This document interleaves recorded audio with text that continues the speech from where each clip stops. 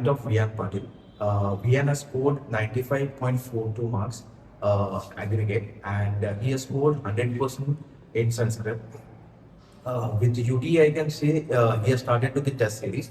The test series was very much driven in the sense chapter wise it was there, and I can say the evaluation has helped him a lot because the correction which he has received, he that helped him a lot in the sense how to write the answers in a precise manner and wherever errors were there. So he worked onto that, and that helped him a lot in getting the final score which he have achieved.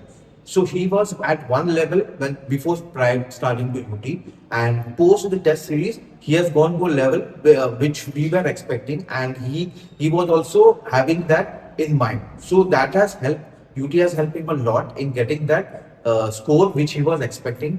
I really thankful UT for their support. The teachers who has given us a proper guidance at every level, and also I would like to thank the coordinator also, which were very much aligned with what our requirement was, and they helped us a lot in every steps in getting the queries clear.